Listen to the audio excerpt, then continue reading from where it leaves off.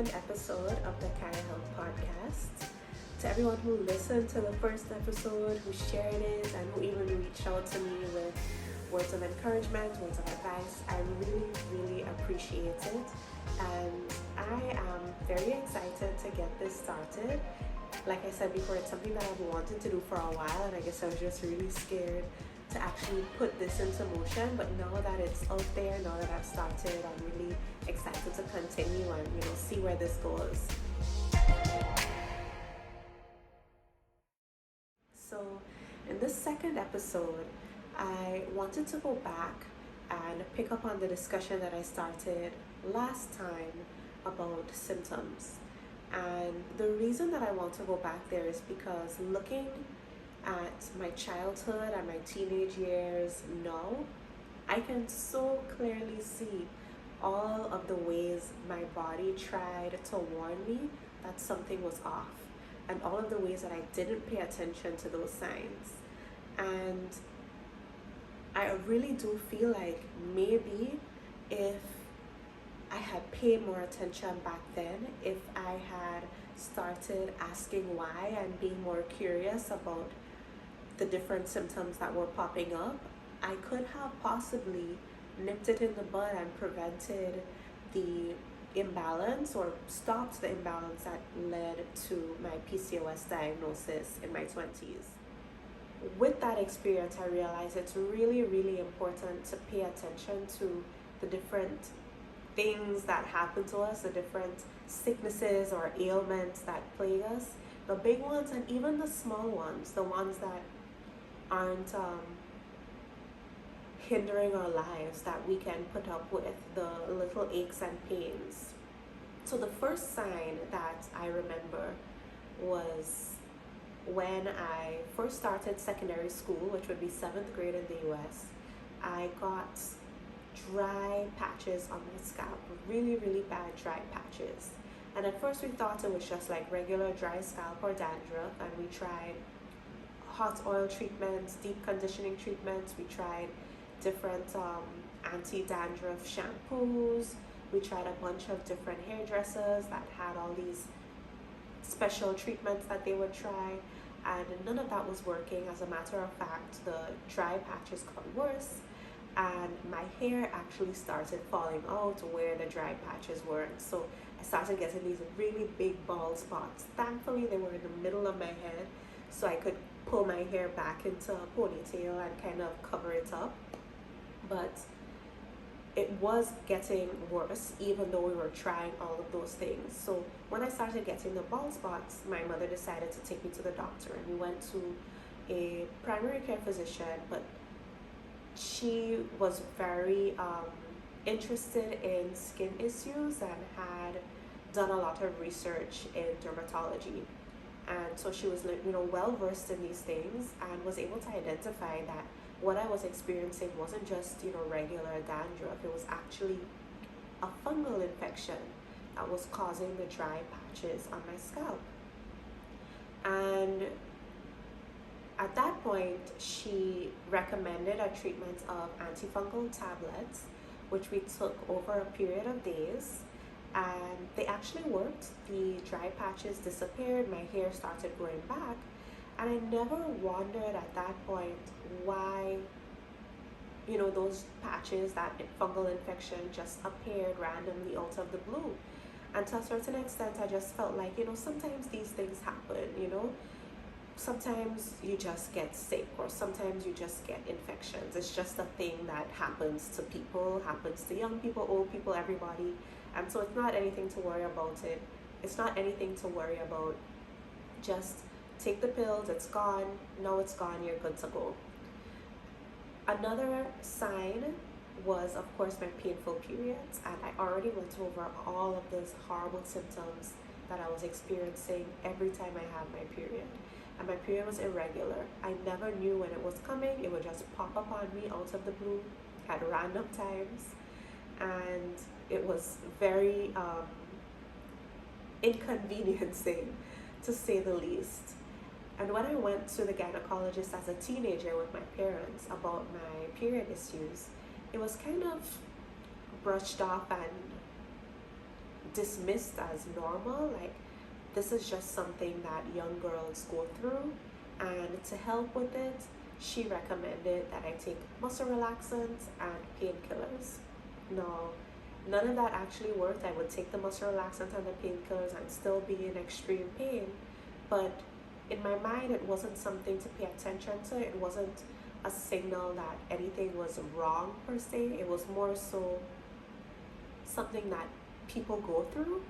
And I could see people around me, my friends and colleagues, that were going through similar situations when their periods came. And so I just brushed it off as normal. Another big sign that started even then was the yeast infections and bacterial vaginosis. And again, I didn't think anything of it. I just took the pills that I was prescribed. The pills would make the symptom go away. And I thought once the symptom was gone, everything was good. So those are the three big things that I remember experiencing as a teenager. And eventually when I started university, I started getting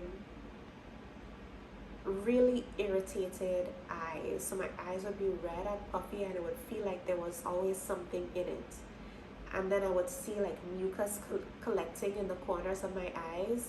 And when I would try to clean it out, there would just be long strings of mucus.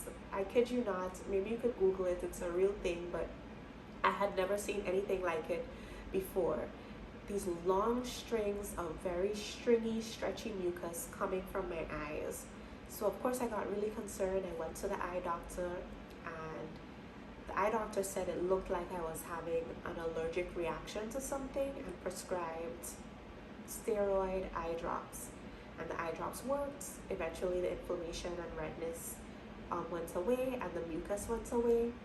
And again, I thought nothing of it. Just the symptom was gone. So that means I'm healthy, all right? Everything is good. So these are the big things I remember experiencing, but there were also a number of small things. Like I was always tired. I was always hungry. And I even remember my mother complaining all the time, I don't know what's wrong with this child. She's always tired. She's always hungry. And it was the truth. I would get really, really hungry sometimes, to the point of getting like shaky. And then I would go and eat. And then immediately after I eat, I'm just so tired. I could barely keep my eyes open for the rest of the day during class. And I remember constantly being called out for falling asleep during class. And it wasn't because I was trying to be delinquent or I didn't think what the teacher was saying was interesting. It was literally because I could not stop myself from falling asleep. And the other, relatively small thing was, of course, the body odor, which I mentioned in the first episode as well. And I just thought again that that's just something some people go through. And again, something that I just knocked off as normal.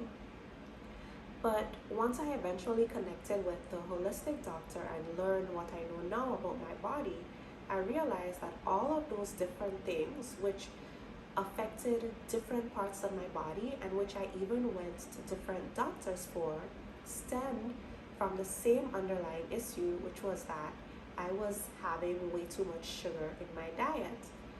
The sugar was creating an environment in my body that was conducive to overgrowth of bad bacteria and yeast and other fungi. And so that was resulting in the scalp infection, the yeast infections, the bacterial infections, the odor-causing bacteria, and the toxins that resulted in my body was resulting in the body odor. And then the amount of insulin that my body had to produce in order to combat the sugar, the large amounts of sugar that I was consuming, was throwing off all of my other hormones, because of course insulin is a hormone, and resulting in some of the period symptoms that I was experiencing, including the irregular periods, the extreme pain, all of that. So even though I went to all the different doctors, they gave me a treatment and the symptom went away, that underlying thing of me consuming way too much sugar did not. I continued those behaviors well into my 20s, and so I continued consuming a lot of sugar. Whereas if I had paid attention and started, asking why, asking what was causing these symptoms, maybe I would have been able to alter my diet. Because way back then, um, when I first started experiencing all those things, and maybe I would have been able to prevent the PCOS diagnosis. I would have been able to stop it before it got so bad. What I realized from that experience is all of those things that happened to me were the warning signs that my body was using to try to show me that something was off. Something I was doing wasn't working. And instead of paying attention to those signs, I dismissed them, I ignored them, I took pills to make them go away. And because of that, the underlying thing persisted for years, like over 10 years. And so something that could have been prevented, possibly, then turned into a much bigger issue. So, symptoms aren't things that we just need to treat and make go away or ignore. They often are the first signs that our body uses to show us that something is wrong. They are information and a call to action to step back and kind of analyze how we're treating our bodies, how we're fueling ourselves, what our diet is looking like, and how that's impacting us, and to make changes to prevent a more serious problem down the line. And I feel like the generic approach to medicine and to symptoms is to just treat them and make them go away. And there's nothing wrong with that. So a good example of this might be like you have an acne issue and nobody wants, to have a face that's puffy and swollen and full of bumps and scars if you can prevent it. And so a lot of us resort to things like, special face washes, exfoliation, facials, going to the dermatologist and being prescribed pills or injections just to try to make the bumps go away. But a lot of the time, acne issues stem from hormonal imbalances or even gut imbalances. And just because we're using a face wash and the face wash is helping us to have clear skin, that doesn't mean that the underlying hormonal issue or the underlying gut issue is now cured and gone away. And often, what will happen is we have clear skin, but then we realize we have another symptom in another part of our body. And, you know, we go ahead and treat that and take the pill for that to make that go away. But the hormonal issue and the gut issue is still persisting. And it was explained to me one time like this. And when I heard this metaphor, it really drove home to me how important it is to really pay attention to these things and not just think that they're normal or dismiss them or make them go away with some pill or some treatment. Imagine you are driving down the road in a car and your check engine light comes on. And of course, we don't want the check engine light to be on because that's, not a good thing. So we pull over to the side of the road and take some electric tape and cover it up. Or maybe we don't want to run the risk of like the electric tape falling off in the future and then us having to deal with this check engine light. So we open up the dashboard, take out the bulb, put the dashboard back together, and then continue driving. And because we can no longer see the check engine light, we think that there is no longer a problem with the car. We are good to go. And when you think of it in relation to a car, at least from my perspective, it makes absolutely no sense. Like we all know that just because we remove the bulb or cover up the light, that doesn't mean that our engine is now fixed and the car is good to go. The reality is that unless we take the car to a mechanic and we go in and fix the engine so that it gets back to functioning how it's supposed to function, the car is not okay. And if we keep driving that car, it will probably end up breaking down on us. And I really do feel like we need to see our symptoms as the lights on the dashboard when it comes to our bodies. The check engine light, the gas light, the tire pressure light. They aren't just things that we need to turn off, ignore, dismiss. These are the signs that our bodies are showing us to let us know that something is not right. And unless we go in and analyze what could be actually causing the symptoms and bring restore balance to the system, and bring healing and all of that back to our bodies, the underlying cause will persist, and eventually our bodies will break down. And we see things like diabetes, Alzheimer's, high blood pressure, cancer. These are all things that often start years before we end up getting the diagnosis, and that our bodies try to warn us about with a bunch of different signs and symptoms like migraines, acne, cold hands and feet, dry skin. I remember for the longest while I had such dry lips. I would be packing on the Blistex, chapstick. I even got like special medicated ones and would constantly be applying it. I would be drinking water all the time. Nothing would help. My lips were just dry. And I thought, oh, I'm just a person with dry skin. No, the dry skin was another result of the hormonal imbalance that was occurring in my body, stemming from my overconsumption of sugar. So all of these things that we dismiss and think are normal, or maybe they're a big thing and we don't think it's normal. We acknowledge, okay, we're sick, but we just go and take a pill and make it go away. And when it goes away, we think, okay, now everything is good to go. We're healed. That might not be true. We really need to dig deeper and try to find out where the imbalance is that is causing the symptom to manifest, and heal the imbalance at the root, and then the symptoms will naturally fall away. It's like when you go and actually fix your engine and bring it back to how it's supposed to function and how it's supposed to run, your check engine light will not be on, it will turn off because there's no longer a problem with the engine. And this is, I really wish I understood back then this approach to symptoms. And now I feel like I pay a lot more attention to even the little things, like it's the holiday season, and over the past weekend I had all of the black cake, all of the sorrel with the rum, and the coquito, and the meat and rice, and I can say my diet hasn't been the best. And this week I'm really feeling the impact of that because I'm feeling so heavy and tired, and it's difficult for me to wake up in the morning. And this little thing, just the fact that I'm exhausted, I'm fatigued, it's difficult for me to wake up in the morning, that is a sign that something is off in my body. That is not a sign for me to drink more coffee, to dim the symptom or make it go away.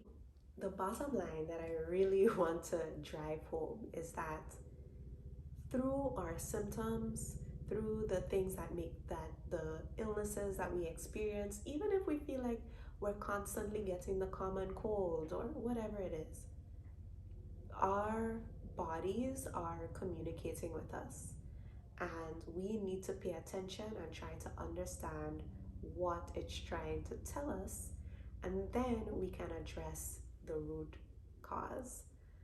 These symptoms are literally our bodies crying for help. It's literally like, help me, please help me. And by us just taking a pill to make it go away, it's kind of like saying, shut up, I don't want to hear you whining and complaining or whatever. Here's some painkillers, make the headache go away, and let me just continue living my life. Yes, the headache will go away. Yes, it will be easier for you to continue living life normally. But the reason that the headache popped up in the first place is probably still there. You can't feel it, but it's still there. And if we were to attack the reason, attack the cause, figure out what's causing it and get rid of that, then naturally you won't have any headaches without you having to pop painkillers all the time. And something to note also is that this isn't the natural approach for a lot of medical practitioners.